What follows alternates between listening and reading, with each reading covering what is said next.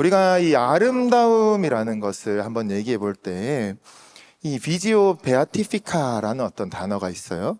그게 무엇이냐라고 한다면 우리가 죽어서 하나님을 만나게 되면 지복직관이라는 것으로 하나님을 정말 우리의 존전에서 만날 수 있고 바라볼 수 있다라고 이야기하는데요. 그때 우리는 가장 큰 행복, 완전한 행복, 그 사랑을 누릴 수 있다라고 이야기하죠. 그것에 대해서 비지오 베아티피카, 뭔가 느낌이 오시지 않나요? 베아티피카라고 하면은 BATI 뭐 이렇게 가면 beautiful과 이 어근을 같이 하고 있는데요. 결국에는 정말로 선하시고 아름다우신 그 하나님을 바라봅니다 라는 이야기죠. 그래서 우리가 서로의 얼굴을 볼 때 예수님을 닮고 있고 닮아가고 있기 때문에 그 얼굴을 볼 때 누구보다 아름답게 보일 줄 믿습니다. 그렇게 우리의 이 성탄의 시기가 한 번 더 아기 예수님의 어여쁘심과 아름다우심을 담아내고 닮아갈 수 있는 축복의 시간 되시길 주님의 이름으로 축원드립니다. 우리 인생은 각자 저마다의 별을 쫓아가죠.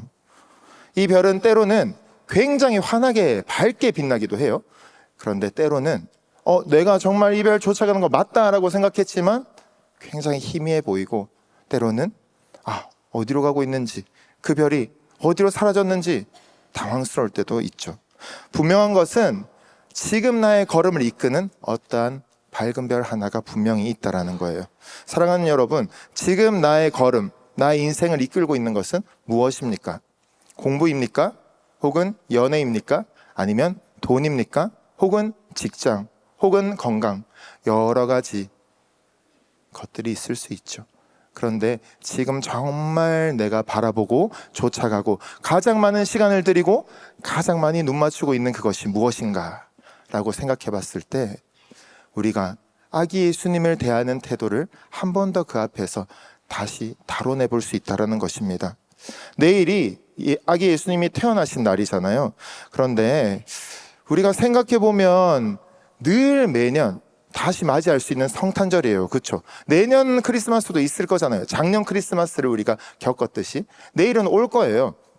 그럼에도 지난 크리스마스 성탄절에 생각했던 것들, 경험했던 것들, 그때로부터는 오늘이 가장 멀리 떨어져 있는 그 날이라는 것이죠. 그렇다면 우리가 아기 예수님을 생각하고 그렇게 살아냈던 그 시간들, 그 끝에서 지금의 내 모습은 어떠한가 한번 다시 생각해 볼 수 있다는 건데요. 아기 예수님은 이 세상에 오시면서 역사상 가장 환하고 아름답고 빛나는 별로 그분이 표시되었습니다. 그렇게 하늘을 환히 비추는, 어두컴컴한 그 밤하늘을 환히 비추는 그 큰 별, 그 한 별, 그것을 따라서 그렇게 아름답게 빛나는 그 별에 이끌려서 이 여정을 떠났던 사람들, 그들의 이야기가 오늘 본문에 기록되어 있는데요. 누구인가요? 바로 잘 아시다시피 동방박사들이죠. 진정한 별을 바라보는 그들의 모습을 우리 마태복음 2장 2절은 이렇게 기록하고 있는데 함께 읽어보도록 하겠습니다. 시작. 유대인의 왕으로 나신 이가 어디 계시냐? 우리가 동방에서 그의 별을 보고 그에게 경배하러 왔노라 하니. 아멘. 여기 보시면 경배하러 왔노라 라고 되어 있잖아요. 아름다운 별, 진정한 별을 본 그 사람들은 어떤 것을 했습니까? 결국 경배하더라 라는 거죠. 참 아름다움, 진정한 별 앞에서 우리의 삶은 어떠해야 될까요? 경배로 이어져야 된다는 것이죠. 그래서 아름다움과 경배는 뗄래야 뗄 수 없는 관계입니다. 그런데 한편으로는 경배하는 것, 내 삶을 드리고 내가 주인이 아니고 하나님이 주인이십니다, 예수님이 우리 삶의 진정한 주인이십니다, 이렇게 말하는 것 쉽지만 쉽지 않죠. 경배하라는 게 때로는 명령처럼 느껴질 때도 있어요. 그렇지 않나요? 그런데 어떻게 그게 아름다울 수 있을까라고 생각했을 때 결국 그 경배는 우리를 위한 것이고 우리를 다시금 하나님의 아름다움을 담아내는, 하나님의 형상으로 회복시켜줄 그러한 경배이기 때문에 우리는 이 경배를 아름답다고 할 수 있는 것이죠. 오늘날 우리 교회는 여러 면에서 아름다움을 많이 잃었어요. 그래서 예전부터 오늘날 뿐만 아니라 이 교회 안에서 모든 부분들이 아름다움을 회복해야 된다, 하나님이 가장 아름다운 분이고 예수님이 가장 아름다운 분이신데 그런 아름다움이 우리 교회도 좀 드러나야 되지 않나라는 이야기들이 많이 있었죠. 그때 우리가 여러 부분들이 회복되어야 되지만 그 중에서 한 가지, 오늘은 경배라는 것에 대해서 같이 살펴보려고 합니다. 우리가 상대가 누군지에 따라서 관계를 맺는 방법이 달라지잖아요. 즉 아기와 관계를 맺을 때와 어른과 관계를 맺을 때, 그리고 전혀 모르는 사람과 관계를 맺을 때 다 방법이 다르듯이 우리가 아기 예수님을 진짜 경배하고 우리의 마음을 다 들여서 경배하기 위해선 어떻게 나아가야 하는가라는 것을 같이 한번 생각해 보자는 것이죠. 우리가 그 예수님을 진실되게 경배할 때 지금 이 추운 겨울 한복판에서 우리의 봄이 피어날 줄 믿습니다. 정말 우뚝 솟는 그 봄처럼 아기 예수님께서 우리의 마음 가운데 자리해 주실 거예요. 그래서 우리가 영적 봄날을 맞을 수 있는 그러한 성탄절이 되길 간절히 축복합니다. 그런 은혜가 저와 여러분 또한 함께하는 모든 이들에게 퍼져나가길 주님의 이름으로 다시 한번 축복합니다. 진정한 별이 등장했어요. 그러니까 어떤 일이 일어나요? 이 세상이 두 갈래로 갈라집니다. 오늘 본문 2절과 3절 한번 보시면 경배하였다, 그리고 한편에서는 어떻게 하죠? 소동하고 있어요. 꼭 휘장이 찢어지는 것처럼 이 한 별이 나타나자 이 세상은 경배하거나 소동하거나 두 가지의 모습으로 딱 나뉘게 된다는 거예요. 세상의 본심이 드러난다는 거죠. 우리는 하나님이 자신의 아들을 이 땅에 보내주실 때 그때 여러 아기들이 목숨을 잃었던 그 사건 또한 기억하고 있습니다. 결국 그 소동의 끝에는 엄청난 유아를 학살하는 그런 사건이, 끔찍한 비극이 자리하고 있었죠. 왜 그랬어요? 베들레헴과 가까운 지역에 예수님께서 태어나셨을 때 그때 많은 아기들을 죽여야만 했던, 헤롯이 그렇게 이야기해야만 했던 그 이유가 무엇이었을까요? 우리가 성탄절을 앞두고 다시 한번 우리의 마음을 돌아보는 것, 정말로 아기 예수님을 경배하는 마음, 그것을 우리가 다시 한번 돌아보는 것, 그게 우리에게 중요한 이유가 되는 그 지점이 바로 헤롯의 마음과 닮아 있습니다. 무엇인가요? 바로 경배라는 것, 내가 나를 경배하고 있는가, 혹여나 나도 모르는 사이에 다른 것을 경배하고 있지 않은가, 즉 진정한 나의 왕이 누구신지, 그리고 진정한 나의 주인이 누구신지를 정확하게 바라보는 데서 그 경배가 일어날 수 있는 것이죠. 그렇기 때문에 경배는 주님을 바르게 인식하는 데서부터 시작합니다. 경배는 주 인식에서 시작한다는 것이죠. 이 헤롯이 분노를 하였는데요, 우리가 자존감이라는 단어를 아시죠? 자존중감, 나를 존중하는 그런 마음에 대한 이야기인데, 자존감이 높은 사람이 어때요? 네, 저와 같나요? 네, 자아존중감이 높은 사람은 외부의 환경의 어떤 요인에도 크게 흔들리지 않고 자기의 삶을 잘 살아갈 수가 있는 것이죠. 그런데 반면에 이 헤롯의 이 모습을 본다면 어떻게 보이세요? 뭔가 너무 두려워서, 너무 불안해서 자기에게 많은 권력이 충분히 있는데도 불구하고 새로운 왕 메시아에 대한 두려움 때문에 모든 아기, 2살보다 어린 모든 아기를, 그 지역 전체에 있는 모든 아기를 죽이라는 명령을 내리게 됩니다. 새로운 왕 메시아를 죽이기 위함, 이것이 근본적 원인이었다고는 하지만 성경은 직접적인 이유에 대해서 이렇게 이야기합니다. 2장 16절 말씀을 한번 같이 읽겠습니다. 시작.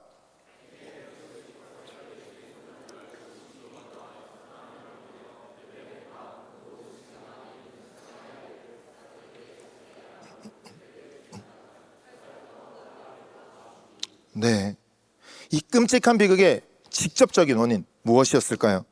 바로 헤롯이 동방의 박사들에게 속은 게 분하였다. 심히 분하여서 그 모든 것들, 다시 예수님을 찾고 아기 예수를 찾아서 그 아기 예수만을 죽이겠다, 이런 어떤 모습이 아니라 한번 내가 속았고 그렇기 때문에 내가 내 안에서 이 올라오는 이 분을 주체할 수가 없어서 그냥 다 죽여버려라, 그것을 신경 쓰고 싶지도 않다 라고 하면서 자신의 분을 표출하고 있는 것이죠. 경배라는 것은 이 동방 박사들을 보면 기뻐서 경배했다라고 이야기하는데, 오히려 이 별 그리고 아기 예수님 앞에서 헤롯은 완전한 분노로, 소동 뒤의 분노로 이렇게 이어지고 있습니다. 나를 속이고 인정해주지 않는 그 현실, 그것에 대한 인간의 분노가 얼마나 무서운지 우리가 이 헤롯을 통해서 보게 되는데요, 본래 그 감정은 그 주인이 갖고 있는 그 영향력에 따라서 굉장히 달라지죠. 막강한 권력을 가진 자에게 분노는 많은 사람들을 힘들게 합니다. 이런 헤롯의 모습을 볼 때 우리에게 떠오르는 한 사람이 있지 않나요? 누가 떠오르시나요? 제가 한번 힌트를 드리자면 그림을 한번 보여주시겠습니까? 네, 너무 아름다운 그림이에요. 그렇죠? 다음 그림도 네, 아름다운 그림입니다. 이 지금 나와 있는 이 그림은 노이슈반슈타인 성이라고 해서 백설공주에 나오는 그런 성이에요. 그 성을 이제 보고 직접 그린 것인데요. 너무나도 아름답게 그려져 있는 그 그림들 누가 그렸을까요? 원래 화가 지망생이었고 그래서 아카데미에 진학하고도 싶었고 화가로 평생을 살고 싶었지만 번번이 좌절하게 되었던 그 사람, 그리고 결국에는 자기의 그 분노와 그리고 열등감에 휩싸여서 나중에 독일의 이러한 유대인에 대한 반유대적인 그런 정서와 결합하여서 제2차 세계대전을 일으켰던 인물, 바로 아돌프 히틀러. 그렇죠, 히틀러라는 사람, 그 사람이 그린 그림이었어요.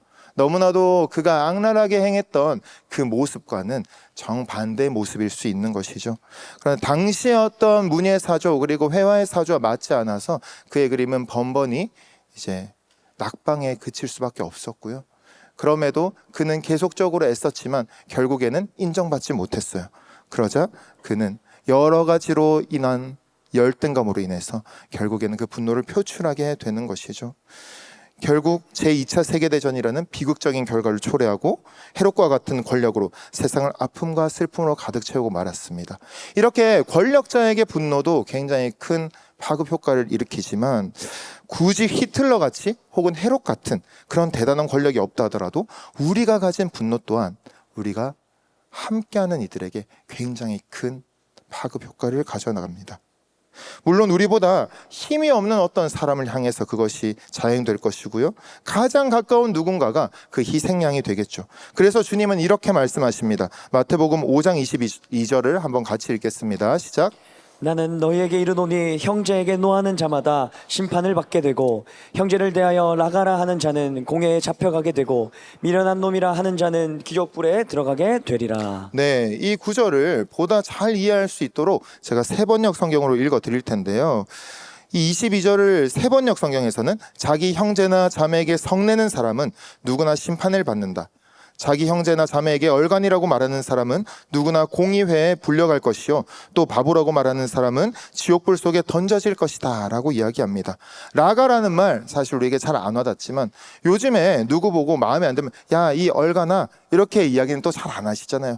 그래서 어떻게 보면 또 잘 안 와닿을 수도 있지만 결국에 예수님께서 어디에 초점을 맞추고 계신 거죠?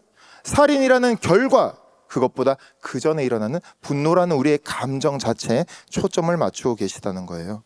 주님께서는 그 분노가 자기 형제 자매 가까운 사람에게 일어나는 것, 그렇게 향하는 것은 심판에 굉장히 딱 맞닿아 있는 그러한 대상임을 이야기하고 있습니다. 인류 최초의 살인이 누구에게 일어났나요? 바로 자기 형제에게 일어났던 것이죠.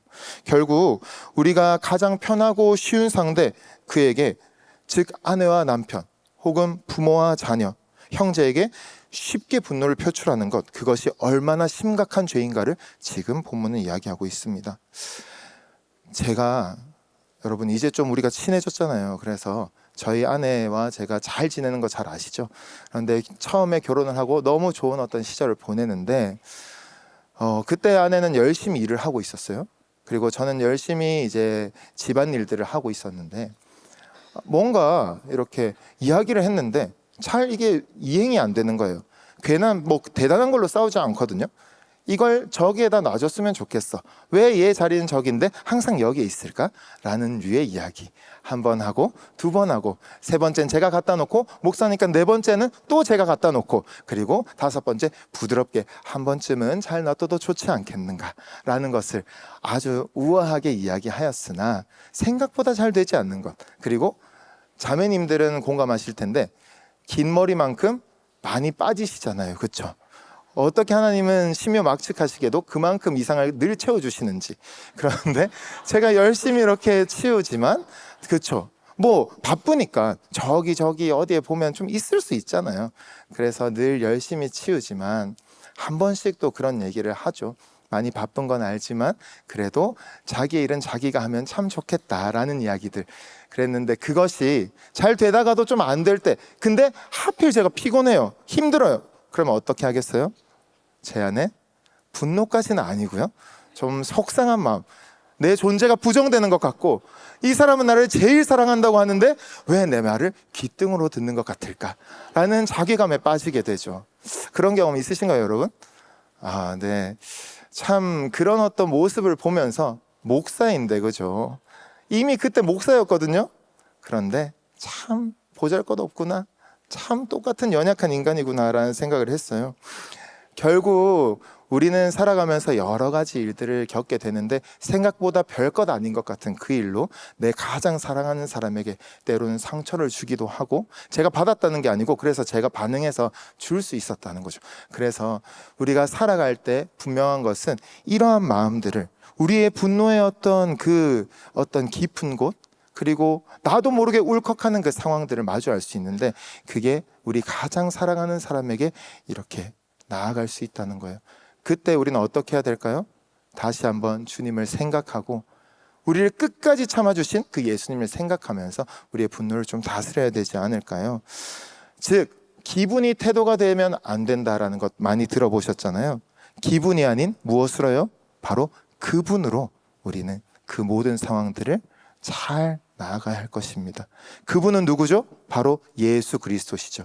그 예수님이 이 성탄절을 우리가 맞이하는 그 앞에서 다시 한번 우리의 마음에 좌정하여 주시고, 우리의 마음을 위로해 주시고, 우리의 마음을 붙들어 주셔서, 때로는 내가 인정받지 못하는 것 같고, 그리고 내가 무시당하는 것 같아서 분노가 일어날 때에도, 그런 헤롯 왕의, 그런 헤롯의 영 때문에 내 마음이 거칠거칠해질 때에도 예수의 영으로, 예수님의 성령으로 녹여지고 부드러워지는 그러한 은혜가 저와 여러분에게 있길 간절히 축복합니다. 결국 이렇게 헤롯처럼 무시당하면서 충분히 화가 날 수 있고 분노가 휩싸일 수 있는 그런 상황, 누가 또 처하셨을까요? 바로 예수님께서 그 자리에 처하셨어요. 그런데 예수님께서는 어떻게 하셨죠? 절대 그런 분노를 쏟아내지 않으셨어요. 자기를 오히려 철저히 비워내심으로써 그렇게 나아갑니다. 그래서 우리는 경배, 기뻐하며 나아갈 수 있는 진정한 경배는 바로 자기 비움에서 시작된다는 것이죠. 경배는 자기 비움의 자리입니다. 하나님의 아름다우심을 논할 때 빼놓을 수 없는 신학자가 한 분 있는데요, 바로 한스 우르스 폰 발타자르라는 분이에요.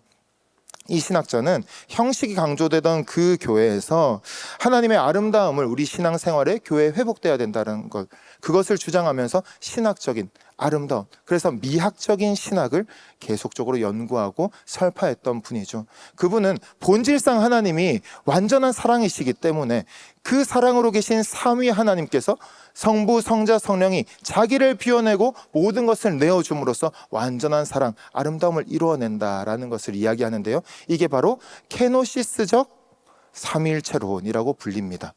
케노시스라는 것은 자기 비움, 공허함, 비어있는 것을 이야기하는데, 여러분, 제가 이 케노시스라는 단어를 처음 들었을 때가 신대원에 입학했을 때였어요.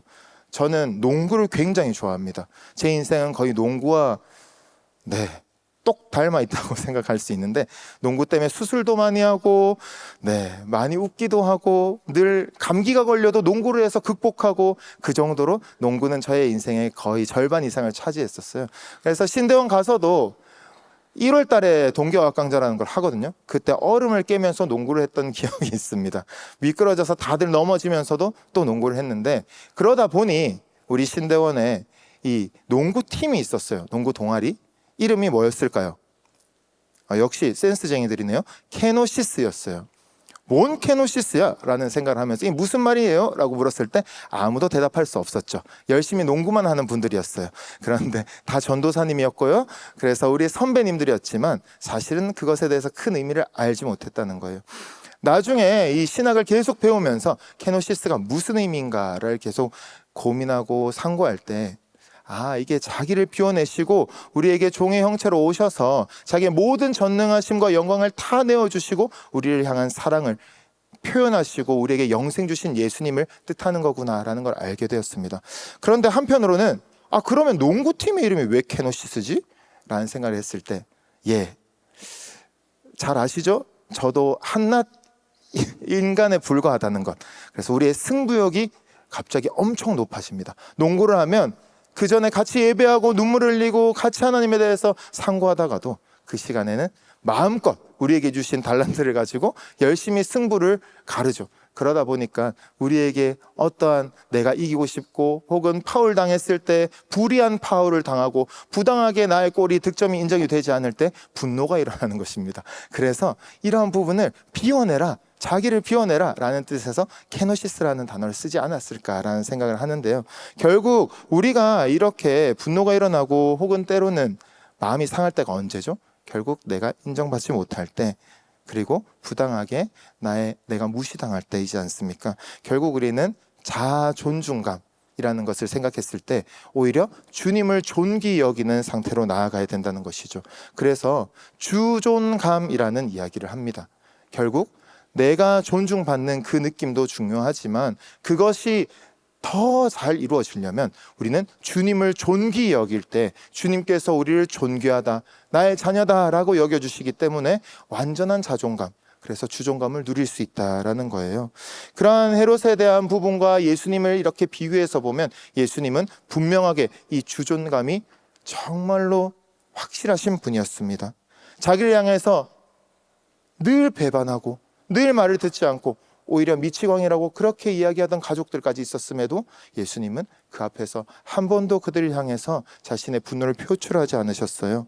결국에 사람에게서 영광을 찾지 않고 인정을 구하지 않는다고 제자들에게 자주 말씀하시면서 이렇게 이야기하십니다. 요한복음 8장 50절 한번 같이 읽겠습니다. 시작. 나는 내 영광을 구하지 아니하나 구하고 판단하신 이가 계시니라. 아멘. 무엇이라고 말씀하세요? 내 영광을 구하지 않는다. 구하고 판단하시는 이가 하나님께서 분명히 계시다 라고 이야기하고 있는 것이죠. 즉 우리 또한 예수님처럼 우리를 판단하고 우리의 모든 상황을 아시는 분이 우리의 하나님이라고 고백하지 않습니까? 그렇다면 우리가 언제 가장 존귀 여김을 받을 수 있을까요? 내가 더 존중받고 싶다, 나를 더 잘 알아달라 라는 이야기보다는 주님을 존귀 여기고 그 앞에 온전히 기뻐함으로 경배할 때 그때 하나님께서 나의 자녀다, 나의 딸이다, 나의 아들이다 라고 말씀하시면서 그 누구보다도 존귀한 존재다 라고 말씀해 주신다는 거죠. 그렇기 때문에 여러분, 우리는 하나님 안에서 이미 존귀한 존재입니다. 믿으십니까? 네, 이 정도 믿으시면 하나님이 너무 속상하실 거예요. 여러분, 이미 우리는 하나님 안에서 존귀한 존재입니다. 믿으십니까? 네, 그렇죠. 그런데 우리 인간은 어쩌다가 하나님을 떠나서 죄에 빠졌을까요? 잘 아시죠? 창세기에 나오는 그 이야기. 아담과 하와가 선악과를 따먹지 않았으면 됐는데 뱀이 유혹해서 그것을 따먹게 되는 것이죠. 그런데 재밌는 것은 선악을 알게 하는 그 열매를 따먹었을 때 뱀의 말이 다 틀렸습니까? 꼭 그런 건 아니었어요. 당장 보면 뭔가 맞는 말이 있었을 것 같았어요. 왜냐하면 안 죽었잖아요. 죽을 것이다 했는데 죽지는 않았어요. 900세까지 살았다라는 이야기가 이 성경에도 기록되어 있거든요. 그렇다면 뱀은 어떤 거짓말을 했을까요? 우리가 창세기 3장 5절을 한번 보시면 좋겠는데요. 띄워주시면 너희가 그것을 먹는 날에는 너희 눈이 밝아져서 하나님과 같이 되어 선악을 알 줄 하나님이 아심이라 라고 이야기하죠. 즉 너희가 하나님과 같이 될 것이다 라고 하는데 잘 아시잖아요, 여러분. 아담과 하와는 이미 하나님처럼 창조된 존재였어요. 저와 여러분도 이미 하나님처럼 하나님의 형상대로 모양을 따라서 그렇게 지어진, 그렇게 빚어진 하나님의 아름다운 형상이라는 거예요. 그래서 이미 우리는 하나님의 자녀이고 이미 우리는 존귀한 존재고 이미 우리는 아름다운 존재라는 것이죠. 시편 49편 20절에는 이런 말씀이 있습니다. 한번 같이 읽어볼까요? 시작. 존귀하나 깨닫지 못하는 사람은 멸망하는 짐승 같도다. 아멘. 존귀하지만 그것을 깨닫고 인정하지 못하는 사람에 대한 이야기인데요. 결국 이것은 내가 얼마나 존귀하며 내가 얼마나 아름다운 존재인지를 제발 좀 깨달아 달라라고 말씀하시는 하나님의 간절한 부탁이기도 하죠. 인간은 자기의 그 존귀함을 자기 밖에서 찾으려 하다 보니까 그것을 누리지 못하고 오히려 짐승처럼 비루해지기 마련이라는 겁니다. 보다 못해 보이는 사람을 깎아내리기도 하고 남과 자신을 끊임없이 비교하여서 나와 상대 둘 중 하나가 무너질 때까지 그 힘든 싸움을 멈추지 않을 때도 있죠. 그런데 여러분, 우리 안에 들려오는 이러한 뱀의 소리에 속으시면 안 됩니다. 이것을 먹으면, 이것을 가지면, 이것을 이루면 너는 비로소 존귀해질 것이다 라고 말하고 있는데, 혹은 이만큼 벌고 여기까지 누려야지 너는 비로소 하나님처럼 사는 것이다, 정말로 잘 사는 것이다 라고 그렇게 속삭이는 내면의 소리에 넘어가면 안 된다는 것이죠. 비록 아픔과 상처가 많을 수 있어요. 그 삶 또한 하나님처럼 존귀하다는 거예요. 비록 남들만큼 많이 가지지 못해서 혹은 크게 이루지 못한 그런 상황도 있을 수 있어요. 하지만 저와 여러분의 삶은 어떠한 삶입니까? 바로 하나님께서 자신의 아들을 이 땅에 보내어서 희생해야 할 만큼 거룩하고 아름다운 삶임을 기억해야 하는 그런 자리, 그만큼 존귀한 존재라는 것이죠. 그리고 그 자리가 바로 우리의 거룩함이 시작되는 자리이고, 우리가 기뻐 경배할 수 있는 그 경배가 시작되는 자리라는 것을 절대로 잊지 마시기 바랍니다. 우리가 다른 사람과 비교하지 않고 아기 예수님을 바라보며 다시금 그 눈을 응시할 때 아름다운 하나님의 형상임을 우리가 다시 한번 깨닫게 될 것이에요. 그래서 경배는 결국 하나님의 아름다움이 회복되는 자리입니다. 어떤 자리요? 바로 아름다움이 회복되는 자리라는 것이죠. 우리에겐 그래서 자아 존중감에서 주님의 존귀함으로 넘어가는 자존에서 주존으로의 삶도 필요하지만, 또 한 가지 더 주전 의식이 있어야 됩니다. 바로 주님 앞에서 살아가는 것이죠. 경배와 아름다움이 조금 안 어울리는 말처럼 주전 의식, 코람데오의 삶, 하나님 앞에서 살아가는 삶 좀 빡빡하게 느껴지지 않습니까? 그래도 내가 내 마음을 완전히 좀 풀어놓고 좀 쉴 수 있는 그런 것도 필요하죠. 그런 시간도 필요하죠 라고 이야기할 수 있어요. 그런데 더 중요한 것은 뭐예요? 결국에 우리의 하나님은, 우리 예수님은 우리 바라보실 때 하나하나 통제하시고 하나하나 분석하셔서 그렇게 우리를 다 그렇게 살면 안 되지, 지금 뭐 하는 거야, 죄 짓지 마, 이렇게 말씀하고자 우리의 모든 삶에 함께 하시는 분이 아니에요. 오히려 우리를 품어주시고 우리를 위로해 주시고 우리에게 힘이 되어주시는 분이 우리 예수님이고 하나님이라는 것이죠. 세상에서 가장 고통스러운 과목을 한번 소개시켜드리려 하는데요, 어떤 과목인지 혹시 아시는 분 계실까요? 영화로도 나왔어요. 청송교도소요? 네, 뭐 그럴 수도 있지만 우리가 갈 수도 아니죠. 네, 그런데 이 샌프란시스코에 있는 알카트라즈 감옥이라는 곳이 있어요. 샌프란시스코 북쪽 해안에서 4km 정도 떨어져 있는 그 지금은 무인도가 되어 있는 섬인데요, 그곳에는 41m의 이렇게 절벽이 있고 그리고 굉장히 조류가 빨랐다고 합니다. 그래서 거기서 탈출한 사람은 거의 없다라는 이야기를 했는데, 그곳이 정말 다른 이유보다 더 고통스러운 이유가 한 가지 있었어요. 아까 전에 드린 말씀 중에 그것이 같이 녹아 있는데요, 바로 어디요? 샌프란시스코랑 딱 맞닿아 있다는 거죠. 눈으로 보면 샌프란시스코의 그 화려하고 황홀해 보이는 그 야경이 보이는 거예요. 이들은 아무것도 할 수 없는데 하필 거기에 얼마나 이 감옥을 설계한 사람이 악랄한지 쪽창을 내놨대요. 큰 창도 아니에요. 통창도 아니고 쪽창을 내놔서 그 방향으로 샌프란시스코를 바라보면서 밤마다 불이 밝혀져 있는 그곳을 상상하고 가고 싶어하게 희망 고문을 했다는 것이죠. 우리가 때로는 우리 밖에 있는 여러 가지 요인들, 사람들, 상황들을 바라볼 때 그러한 모습일 때가 있지 않습니까? 우리는 주님 앞에서 살아가고 싶어 하지만 나의 사생활이 없어지는 것 같아서 그렇게 하지도 못하고, 그런데 또 지금 내 모습을 바라보면 다른 이들에 비해서 뭔가 늦은 것 같고, 이렇게 하면 안 될 것 같고, 지금 나에겐 왜 하나님이 더 큰 축복을 주시지 않는 것 같은가 라고 비교하게 될 때 있지 않으십니까? 그럼에도 예수님께서는 우리에게 어떤 분이시죠? 예수님께서 우리에게 그렇게 말씀하세요. 우리에게 이미 거룩함과 아름다움이 충분히 깃들어 있다. 그래서 예수님이 이 땅에 오신 이유는 바로 우리 안에 있는 하나님의 형상, 그 아름다운 형상을 회복시키시고 보게 하셔서 우리의 삶의 모습으로 드러내시고자 그렇게 오셨다는 거예요.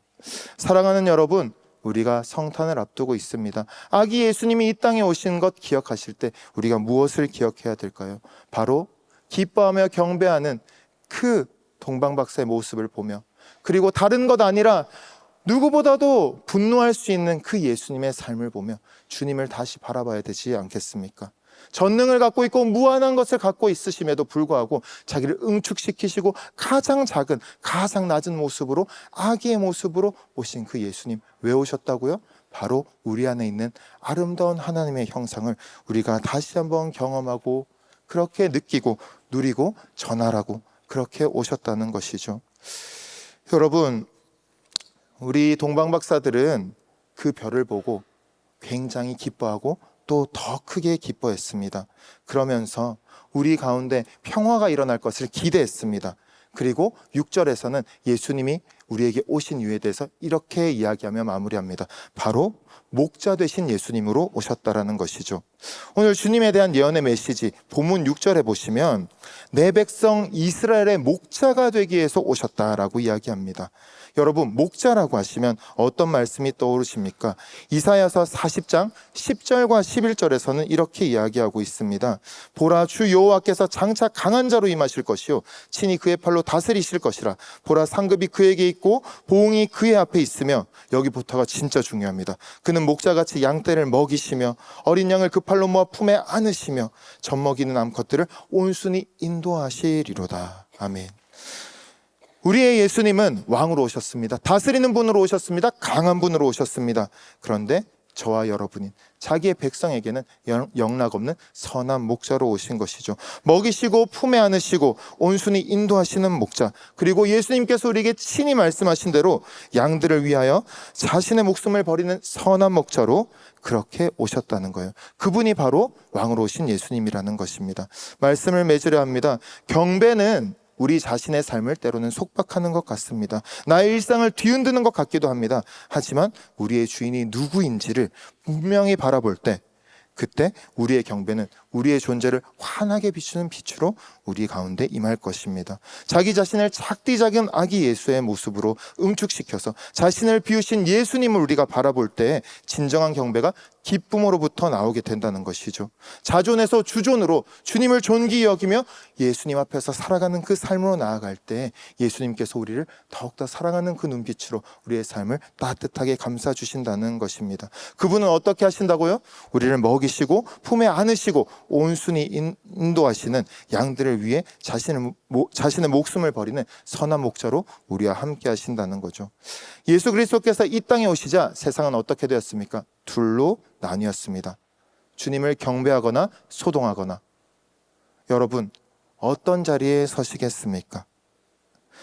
세상의 본심 앞에서, 우리의 본심 앞에서 지금 우린 어떤 선택을 하시겠습니까? 우리 마음 가운데 존재하는 헤롯의 분노 있지 않습니까? 하지만 우리는 기뻐하며 동방박사들처럼 그 경배함으로 예수님께 나아가야 할 것입니다.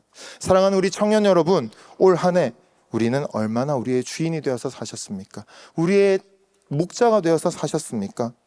그렇게 왕이 되기 위해서 분주했습니까?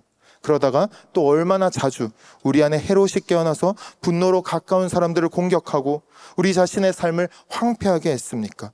사랑하는 여러분, 부디 오늘 평화의 왕으로 오신 그 예수 그리스도의 성령께서 저와 여러분 안에 있는 헤롯을 깨닫게 하시고 그 거친 마음을 완전히 녹여주셔서 부드럽고 온화한 마음, 주님을 참으로 경배하는 마음 주시기를 간절히 소망합니다. 그래서 예수님께서 오신 이것이 우리 안에 있는 별빛, 우리 안의 영광을 다시금 드러내게 하시며 진심으로 기뻐하며 경배하게 하셔서 저와 여러분을 통해 주님의 위로와 사랑이 우리의 가장 가까운 곳부터 이 나라 전역을 물들이길 주님의 이름으로 다시 한번 간절히 축복합니다.